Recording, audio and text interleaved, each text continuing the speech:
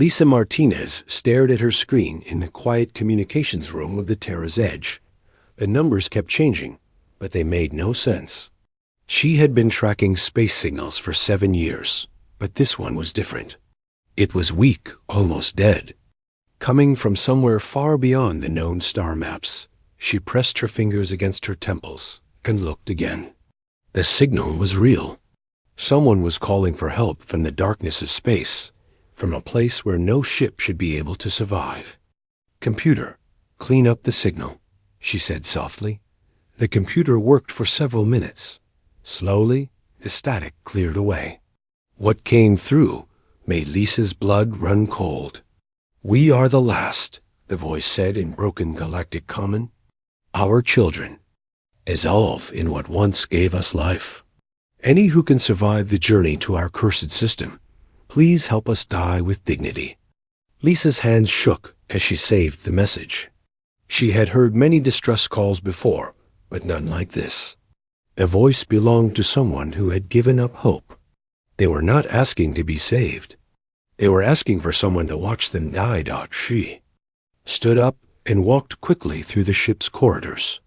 The Terra's Edge was not a big ship, but it was strong.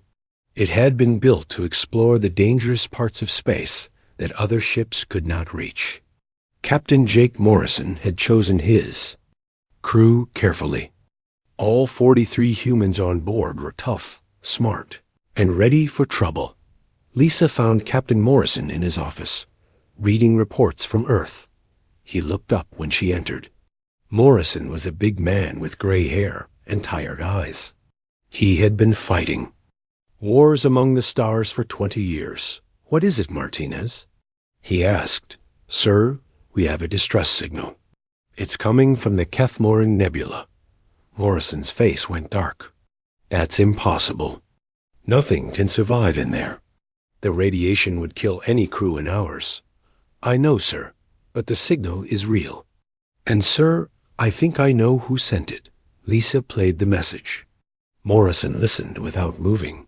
When it ended, he was quiet for a long time. "Run a check on that voice pattern," he said finally.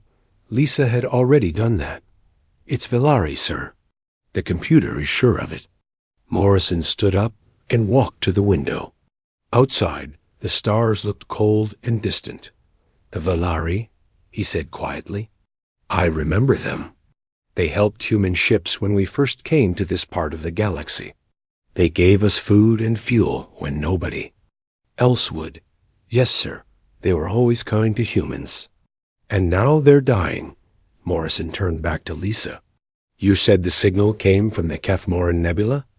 "Yes, sir, right from the center of it." Morrison was quiet again. The Kethmoran Nebula was famous for being deadly.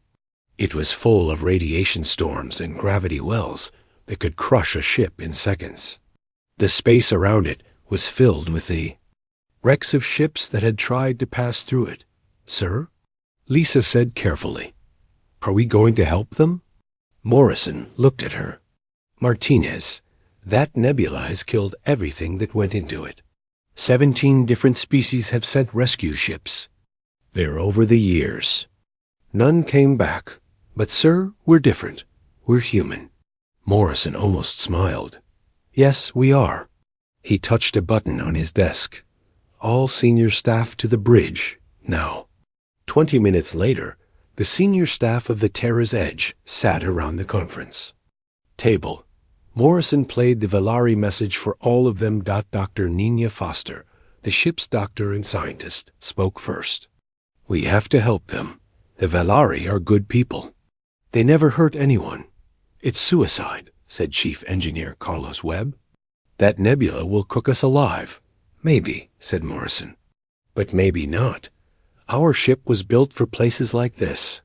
We have better shields than most alien ships. We can take more radiation."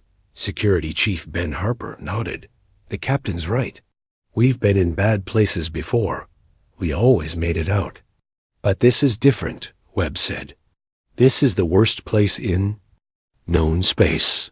"Which is exactly why might be the only ones who can do this," Morrison said. Every other species in the galaxy is smarter than us. They have better technology. They live longer. But they're also softer than us. Double quotes. Dr. Foster leaned forward. What do you mean? Earth tried to kill us every day for millions of years, Morrison sighed. Storms, earthquakes, wild animals, diseases, ice ages. We learned to survive things that would kill any other species. Maybe that's why we're here. To be the galaxy's rescue team? Harper asked. To go where others can't, Morrison said. To do what others won't. The room was quiet. Everyone knew the captain was right. Humans were known throughout the galaxy as the species that never gave up. They were the ones who kept fighting when everything looked hopeless. I need a vote, Morrison said. All in favor of changing course for the Kethmoran Nebula? Every hand went up. Morrison smiled. Set course for the nebula. Best speed. Lisa felt her heart pounding as she returned to her communication station. In a few hours, they would enter the most dangerous part of space anyone had ever seen. They might all die, but somewhere in that deadly nebula, the Valari were waiting. They had been kind to humans when humanity was new to the stars. Now it was time to return that kindness. The Terra's Edge turned toward the nebula, and the crew prepared for the journey of their lives. The Terra's Edge flew toward the Kethmoran Nebula for 3 days. With each hour, the radiation levels grew stronger. The ship's computers kept giving warnings, but Captain Morrison ignored them. Sir, said Lisa Martinez from her station, the radiation is getting dangerous. Most alien ships would have turned back by now. But we're not most alien ships, Morrison replied. How are our shields holding up, Webb? Chief Engineer Carlos Webb checked his displays. Still good, Captain. The shields are taking a beating, but they're holding. I've never seen anything like this before. Through the main window, they could see the nebula growing larger. It looked like a giant storm made of purple and red clouds. Lightning flashed inside it, but this lightning was made of pure energy that could destroy planets. Dr. Nina Foster was studying the readings from her science station. Captain, I'm picking up something strange. There are metal objects floating in the nebula. Show me, Morrison said. The main screen changed to show what Dr. Foster had found. Everyone on the bridge went quiet. Floating in the deadly nebula were the broken remains of 17 different spaceships. Oh my God, whispered Lisa. The ships were from different species across the galaxy. There was a sleek Altarian cruiser, its silver hull cracked open like an egg.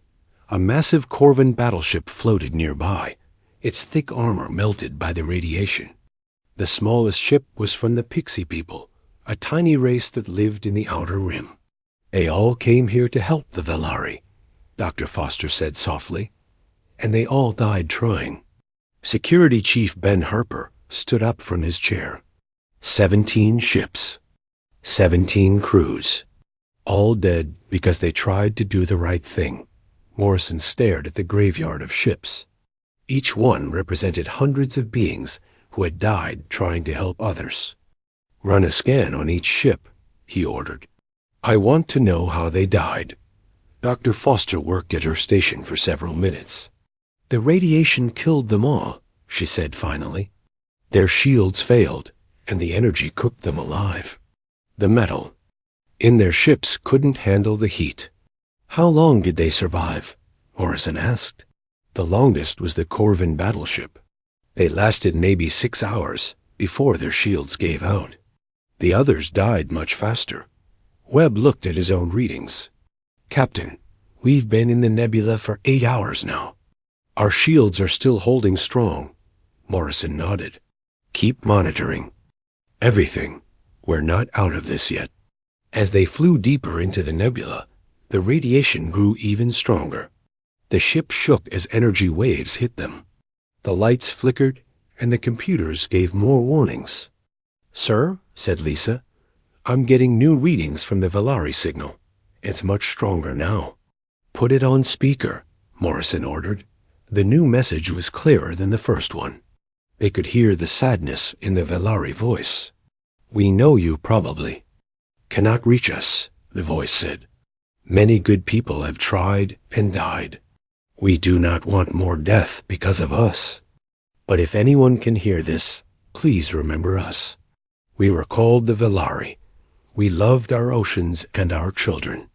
We tried to live in peace." Double quotes. Dr. Foster wiped her eyes. "Captain, we have to reach them." "We will," Morrison said. "Webb, give me everything you've got." The Terra's edge flew faster through the nebula. The radiation was so strong now that it was lighting up the inside of the ship with a strange purple glow. But the human-built shields held strong. "I don't understand it," Webb said, looking at his readings. "This radiation should have killed us hours ago. Our shields shouldn't be this strong." Dr. Foster was studying the data from the alien ships. "I think I know why we're surviving," she said. "Look at this." She put her findings on the main screen. All these alien ships were built to be perfect. Their technology is amazing, but it's designed for normal space. When something goes wrong, it fails quickly. "And our ship?" Morrison asked. "Our ship was built by humans, for humans. We expect things to go wrong. We build everything to be tough and simple. When our shields get damaged, they don't fail completely. They just get weaker slowly." Harper laughed. "So we're surviving because we're not as smart as everyone else?" "No," Dr. Foster said. "We're surviving because we're tougher than everyone else." The ship shook again as another wave of energy hit them. This time, the lights went out for a few seconds before coming back on. "Sir," said Webb, "I'm reading something ahead of us." "It's not another ship." Morrison looked at the screen. "What is it?" "It's a star system." "But, sir, it's the strangest thing I've ever seen." The screen showed a star that was flickering like a broken light. Around it, 3 planets were moving in crazy patterns, sometimes coming so close to each other that they almost touched. "The star is unstable," Dr. Foster said. "It's sending out massive amounts of radiation, and those planets are caught in a gravity dance. The forces between them would tear apart any normal world. But one of those planets is where the Velari live," Morrison said. "How is that possible?" Lisa asked. Dr. Foster studied the readings. "The Velari are water people. They live deep in the oceans of their world. The water might protect them from some of the radiation, but not all of it. And not from whatever is killing them," Morrison added. "Sir," said Webb, "I'm getting more readings. This isn't natural. Someone did this to their star system." Everyone on the bridge looked at him. "What do you mean?" Morrison asked. "The stars. Instability. The crazy orbit of the planets. It's too perfect. Someone wanted to create a death trap." Dr. Foster's face went pale. "You're saying someone deliberately turned the Velari's home into a nightmare?" "That's exactly what I'm saying," Webb replied. "This is murder on a galactic scale." Morrison felt anger growing inside him. The Velari were peaceful people. They had never hurt anyone. But someone had decided to kill them all anyway. "Lisa, try to contact the Velari directly," he ordered. Lisa worked at her station. After a few minutes, she looked up. "Sir, I'm getting a response. It's weak, but it's there. Put it through." The voice that came through the speakers was different from the first message. It was older, more tired. "Unknown ship, you should not be here. This place is death. Please leave before you join the others." Morrison stepped forward. "This is Captain Jake Morrison of the human ship Terra's Edge. We're here to help you." There was silence for a long moment. Then the voice spoke again, and this time it was filled with wonder. "Humans? You came through the nebula? How is this possible?" "We're harder to kill than most," Morrison said. "We're coming to get you." The Terra's Edge entered orbit around the Velari homeworld. Captain Morrison stood on the bridge, looking down at the planet below. What he saw made his heart heavy. The planet was beautiful and terrible at the same time. The oceans that once gave life to the Velari had turned dark red. Steam rose from the water like smoke from a fire. The land was cracked and broken, with huge storms raging across the surface. "My God," whispered Dr. Nina Foster. "What happened here?" "War," said Chief Engineer Carlos Webb, reading his instruments. "But not the kind with guns and ships. This is something worse." Lisa Martinez was listening to messages from the planet. "Sir, I'm getting signals from underwater cities. The Velari are still alive down there, but not many of them." Morrison touched his communication button. "This is Captain Morrison. We need to talk to your leader." A few minutes later, a new voice came through the speakers. It was old and sad, but still strong. "I am Elder Silthara of the Velari. Human Captain, you should not have come here. This place will kill you just as it kills us." "We're here to help," Morrison said. "Tell me what happened." There was a long pause. Then Elder Silthara spoke again. 3 years ago, the hegemony came to us. They wanted us to give them our ocean farming secrets. We said no. We believed our technology should be shared freely with all peaceful races, not controlled by the hegemony. Morrison's face grew dark. The hegemony was a group of powerful alien races that controlled much of the galaxy. They were known for being cruel to smaller, weaker species. "What did they do?" he asked. "They said they would make us change our minds." A few weeks later, our oceans began to change. The water became poison. Our children started to die. We tried to cure the sickness, but we could not. Then the hegemony came back. "Let me guess," Morrison said. "They offered to cure you if you gave them what they wanted." "Yes, but by then we knew the truth. They had caused the sickness. They had turned our life-giving oceans into death. We refused to deal with them." Security Chief Ben Harper spoke. "Up, so they left you to die." "They did more than that," Elder Silthara said. "They made our star unstable. They changed the orbit of our planets. They wanted to make sure that if we would not serve them, no one else could save us." Dr. Foster was working at her science station. "Captain, I'm reading the composition of their ocean water. This is definitely artificial. Someone created a biological weapon designed specifically to kill the Velari. Can you cure it?" Morrison asked. Dr. Foster studied her readings for a long time. "Maybe," she said finally. "But I need to get samples from the planet. And I need to study live Velari to understand how the weapon works." Morrison looked at the planet below. The radiation from the unstable star was deadly. The gravity was crushing. The atmosphere was poisonous. It was exactly the kind of place that would kill any normal rescue team. "Harper," he said, "get your people ready. We're going down there." "Sir," said Webb, "the conditions on that planet would kill most alien species in minutes. Are you sure we can handle it?" Morrison smiled grimly. "Webb, I grew up in the deserts of Arizona. Foster grew up in the mountains of Colorado. Harper trained in the jungles of South America. We've all lived in places that would kill most aliens. But this is worse than anywhere on Earth," Webb said. "Maybe," Morrison replied, "but we're still human. We're still the species that survived ice ages and plagues and asteroid impacts. We're still the ones who look at a deadly situation and say, let's see what we can do." An hour later, Marine Sergeant Amy Brooks led the first landing team to the planet's surface. The shuttle landed near one of the underwater cities. As soon as the door opened, the team felt the crushing weight of the heavy gravity. "This is like being at the bottom of the ocean," Brooks said into her radio. "The gravity here is 3 times what we're used to. How do you feel?" Morrison asked from the ship. "Heavy, but okay. We can handle it." The team walked to the edge of the red ocean. The water was hot and steaming. It smelled like acid and death. "The Velari city is about 50 feet down," Brooks said. "We're going to need the diving suits."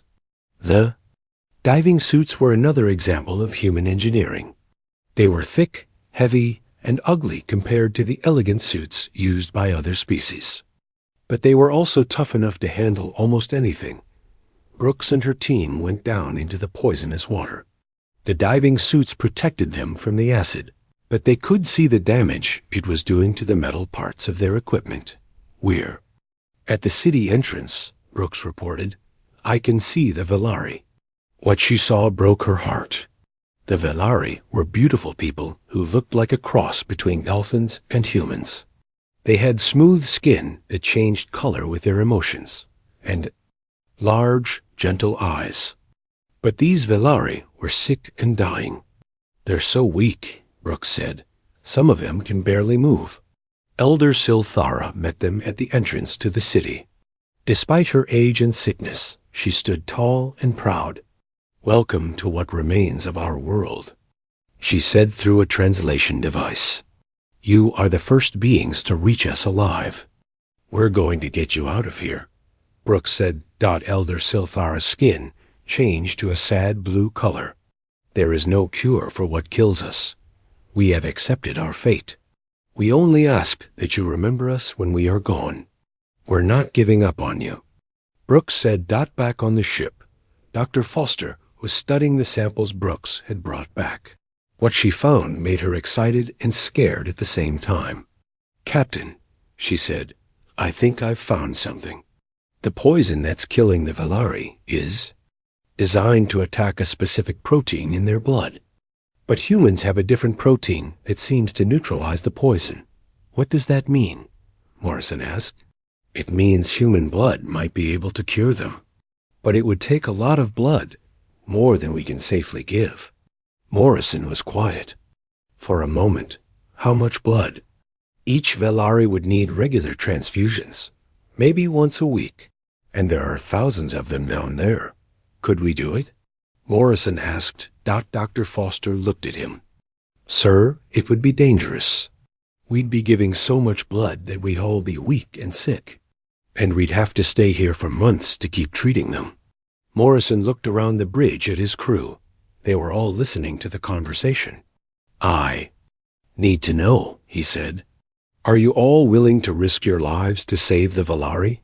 One by one, every person on the bridge nodded. "Then we're going to do it," Morrison said. "Foster, start preparing the medical equipment. We're going to cure an entire species." Deep in the poisonous ocean below, Elder Silthara felt something she had not felt in 3 years. Hope. Dr. Nina Foster had never worked so hard in her life. For 2 weeks, she and her medical team had been going down to the Velari cities every day. They were giving blood transfusions to hundreds of sick Velari, and the results were amazing. "The treatment is working better than I hoped," she told Captain Morrison. "The Velari who received human blood are not just getting better. They're becoming immune to the poison." "How many have we treated so far?" Morrison asked. "About 300. But there are still thousands more who need help." Morrison looked tired. All the crew members were tired. They had been giving blood so often that they could barely stand up. But they kept working. "Sir," said Chief Medical Officer Tony Clark, "I'm worried about the crew. We're all getting weak from giving so much blood." "Some people are starting to pass out." Morrison nodded. "I know. But we can't stop now. The Velari are depending on us." Down in the underwater cities, the change was incredible. Velari who had been dying were now swimming around and helping others. Children who had been too sick to move were playing games. The red poison in the water was slowly clearing up where the treated Velari lived. Elder Silthara met with Dr. Foster in the medical center they had set up. "Doctor," she said, "I do not understand how this is possible. Your blood is like magic to us." "It's not magic," Dr. Foster replied. It's just biology. Humans evolved differently than you did. Our blood happened to have the right proteins to fight the poison. But why are you doing this? Elder Silthara asked. You barely know us. You are making yourselves weak to save us. Doctor. Foster smiled. Because it's the right thing to do. And because you were kind to us when we were new to the galaxy. Meanwhile, Chief Engineer Carlos Webb was working on another problem. The Velari cities were falling apart. The poison in the water had been eating away at the metal and stone for 3 years. Captain, Webb said over the radio, these cities won't last much longer. The poison has damaged the structure too much. Can you fix them? Morrison asked. I can try. But I'll need to use human building materials. Our stuff is tougher than what the Velari used. Webb and his team started replacing the damaged parts of the cities with human-made materials. The human metal was uglier than the beautiful Velari architecture, but it was much stronger. It could handle the poison water without being damaged. It's like putting armor on a work of art, Webb said. It doesn't look as pretty, but it will last. The work was going well until Lisa Martinez picked up something on her sensors. Captain, she said, I'm reading 3 ships approaching the system. They're big, and they're armed. Morrison felt his blood run cold. Are they hegemony ships? Yes. Sir, they're coming in fast. Morrison looked at his crew. They were all weak from giving blood, but they were ready to fight. Harper, he said, get your people ready. We're about to have visitors. Security Chief Ben Harper had been expecting this. Sir, we're not in good shape for a fight. The crew is exhausted. I know, Morrison said, but we're not running away. The 3 hegemony ships entered the system an hour later. They were massive warships, each one 3 times the size of the Terra's Edge. Their hulls were smooth and perfect, covered with weapons that could destroy planets. The lead ship sent a message to the Terra's Edge. Human vessel, you are interfering with hegemony business. Leave this system immediately or be destroyed, Morrison answered personally. This is Captain Jake Morrison. We're here on a medical mission. We're not leaving. You are protecting criminals, the hegemony commander said. The Velari refused to cooperate with lawful hegemony requests. They must be punished. You mean they refused to give you their technology so you could control it, Morrison replied. So you decided to kill them all. The Velari are a lower species. They exist to serve higher beings like us. If they will not serve, they have no right to exist. Morrison felt anger burning inside him. You're wrong. Every species has the right to exist, and we're not going to let you commit genocide. The hegemony commander laughed. You are one small ship. We are 3 of the most powerful warships in the galaxy. You cannot stop us. Maybe not, Morrison said, but we're going to try. The first hegemony ship fired its main weapon at the Terra's Edge. The beam was designed to cut through any known armor like it was paper. But when it hit the human ship, something unexpected happened. The beam scattered across the Terra's Edge's hull like water hitting a rock. The ship shook, but it didn't break. Impossible, the hegemony commander said. Our weapons are the most advanced in the galaxy. They should have destroyed you. Your weapons are advanced, Morrison replied, but they're designed to fight civilized enemies. We're not civilized. The Terra's Edge fired back. Human weapons were not as pretty as alien weapons, but they were designed for one thing, to break the enemy completely. The missiles that hit the first hegemony ship were built to punch. Through the toughest armor humans could imagine, the elegant alien hull cracked like an egg. The first hegemony ship began to leak air and energy. How is this possible? The commander screamed. Our armor is perfect. Your armor is perfect for fighting other perfect ships, Morrison said. But we don't build perfect ships. We build ships that can take damage and keep fighting. The battle continued for hours. The hegemony ships had better weapons and more advanced technology, but they had never fought anyone like humans before. Their perfect systems failed when they were damaged. Their beautiful hulls cracked under the pressure. The Terra's Edge, on the other hand, was built like a brick house. When something broke, the crew fixed it with tape and spare parts. When the shields failed, they rerouted power from other systems. When the weapons overheated, they cooled them down with ice from the food storage. "Sir," said Webb, "their weapons are getting weaker. I think they're overheating." "Why?" Morrison asked. "Because they're designed to be efficient, not tough." "They've never had to fight for this long before," Morrison smiled. "Then let's give them a real fight." He flew the Terra's Edge straight at the largest hegemony ship. The aliens expected him to fire missiles or energy beams. Instead, he rammed them. The collision should have destroyed both ships. The Terra's Edge was much smaller and should have been crushed, but human ships were built to survive crashes. The alien ship was built to be perfect, and perfect things break when they hit something harder than they are. The hegemony ship split in half. The Terra's Edge, dented and smoking, flew away from the wreckage. "2 ships left," Morrison said. "Who's next?" The remaining hegemony commanders looked at each other in shock. They had just watched a primitive human ship destroy one of their best warships by crashing into it. "Surrender," Morrison said. "You've lost." "We are the hegemony," the second commander said. "We do not surrender to lower species." "Then you're going to die," Morrison replied. The second hegemony ship tried to run away, but Morrison was faster. He chased it into the radiation storm around the unstable star. The alien ship's perfect systems couldn't handle the radiation, and it exploded. The third ship surrendered. Admiral Kethvas of the hegemony stared at the human ship on his screen. He could not believe what he had just seen. 2 of his best warships had been destroyed by a single human vessel that looked like it had been built in a scrapyard. How? He whispered to his officers. How did they do that?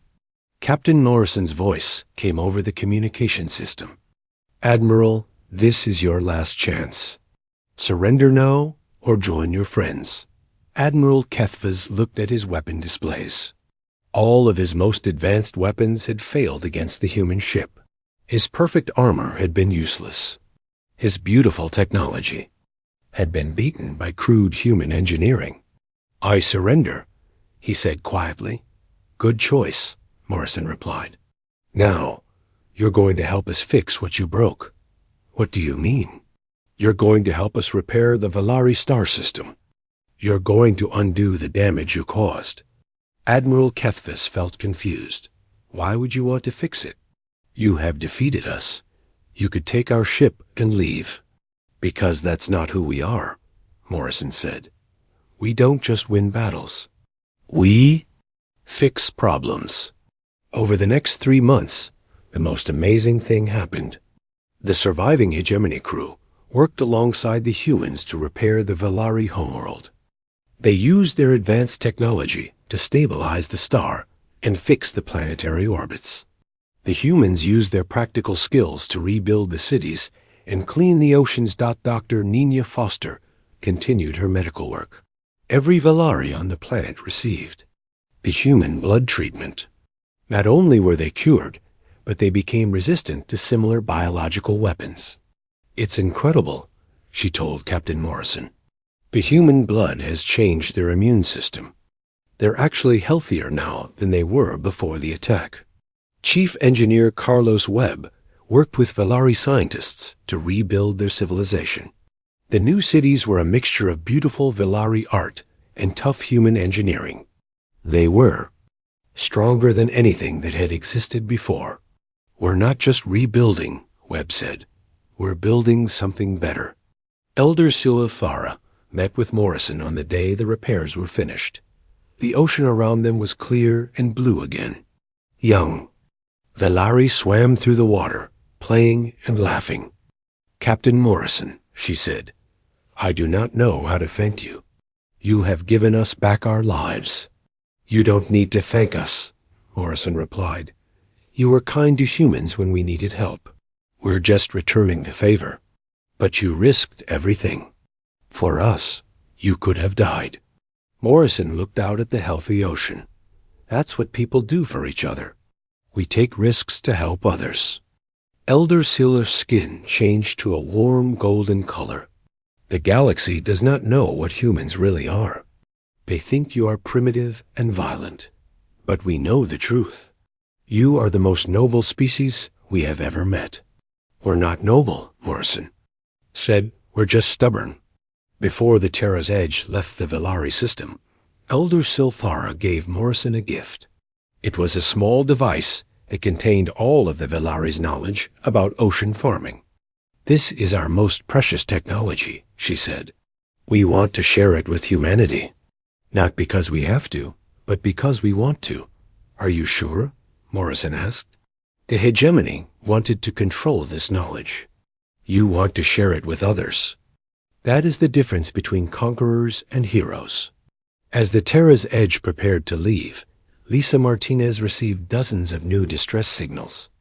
Word had spread throughout the galaxy about what had happened in the Velari system. Other species were calling for help. Captain, Lisa said, we're getting calls from all over the galaxy. There are other species that need help. Places that are too dangerous for normal rescue ships. Morrison looked at the star charts.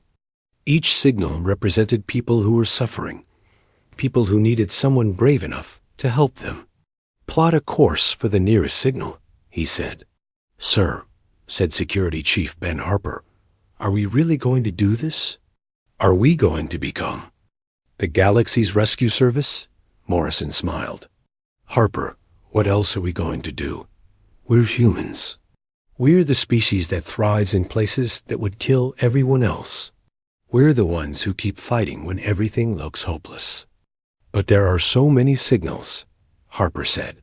We can't save everyone. Maybe not, Morrison replied, but we can try. And maybe other human ships will join us. Maybe we can build a real rescue service. Dr. Foster looked up from her medical station. Captain, I've been analyzing the data from our mission. The galaxy is full of species that are suffering because they can't survive in extreme environments. But humans can. What are you saying? I'm saying that Earth didn't curse us by being a death world. It blessed us. It made us into the species that can go anywhere, survive anything, and help everyone. Chief Engineer Carlos Webb nodded slowly. The doctor's right. Every other species in the galaxy evolved on safe worlds. They never had to deal with real danger. But we did, every day for millions of years. Admiral Kethvas, who was still aboard the Terra's Edge as a prisoner, spoke up. I have been watching you humans for months now. I do not understand you. You risk your lives for strangers. You give your blood to save enemies. You rebuild what others destroy. Morrison turned to look at the alien admiral. What don't you understand? About that? In the hegemony, we believe that strength means taking what you want. But you use your strength to give things away. You could have conquered us, but instead you made us help fix what we broke. That's because real strength isn't about taking, Morrison said. It's about protecting. Admiral Kethvas was quiet for a long moment. I have sent messages to the Hegemony High Council. I have told them what I witnessed here. Many of them do not believe me. What did you tell them? Morrison asked. I told them that humanity is the most dangerous species in the galaxy. Not because you are violent, but because you make others want to be better. I told them that you will change everything. Lisa Martinez looked up from her communication station. Captain, I'm getting responses to our rescue operations. Other human ships are asking to join us. The Hughes, Nebraska, the New York, the Texas. Independence. They all want to help. Morrison felt his heart swell with pride. Humanity was doing what it did best. When one human helped others, More humans joined in. Tell them to meet us at the coordinates for the next distress signal. He sighed. Which signal should we respond to first? Lisa asked. Morrison looked at the star map. There were dozens of red dots, each one representing people who needed help. There were species trapped on worlds with poisonous atmospheres. Others were stranded in asteroid fields that would crush normal ships. Some were being attacked by space pirates who thought no one would come to help them. The closest one, Morrison said. We'll save them one at a time if we have to. As the Terra's Edge flew toward its next mission, Admiral Kethvis watched the human crew work. They were tired from their last mission, but they were already preparing for the next one. They checked their equipment, studied the data about their next rescue, and made plans. You are all insane, he said to Dr. Foster. Why? She asked. Because you never stop. Most species would rest after what you just did. You saved an entire civilization and defeated a hegemony fleet. But you are already planning your next impossible mission. Dr. Foster smiled. Admiral, you still don't understand humans. We don't do this because we have to. We do it because we want to. We do it because it makes us happy. Risking your lives makes you happy? Helping others makes us happy. And if we have to risk our lives to do it, then that's what we'll do. Admiral Kethvis shook his head. The galaxy will never be the same. No, Dr. Foster agreed. It won't. 6 months later, the Terra's Edge was part of a fleet of 20 human ships. They called themselves the Rescue Service, and they had saved dozens of species from situations that other aliens thought were hopeless. Captain Morrison stood on the bridge of his ship, looking out at the other human vessels. Each one was different, built by different human colonies with different needs. But they all had one thing in common. They were tough, practical, and ready for anything. Captain, said Lisa Martinez, we're getting a new type of signal. It's not a distress call. What is it? It's a thank you message from the Corvin Republic. They want to officially thank humanity for rescuing their mining colony from the gravity storm. Morrison smiled. Send a reply. Tell them we were happy to help. Sir, said Lisa, there's more. The Altarian Council wants to give us their highest honor. The Pixie Federation wants to name a star after you. And the Velari have built a monument to human courage in their capital city. Morrison felt embarrassed. We didn't do this for awards. I know, sir. But the galaxy wants to honor us anyway. Security Chief Ben Harper walked onto the bridge. Captain, we just got word from Earth. The government wants to make the rescue service official. They want to give us funding and support. What did you tell them? I told them we'll take the support, but we're not changing how we operate. We go where we're needed, when we're needed. Morrison nodded. Good, that's how it should be. Elder Silfara's voice came over the communication system. She was calling from the Velari homeworld. Captain Morrison, I have news to share with you. 3 more species have asked us to teach them our ocean farming technology. But we have told them they must ask humanity first. Why? Morrison asked. Because you taught us that technology should be shared, not hoarded. We want to make sure it goes to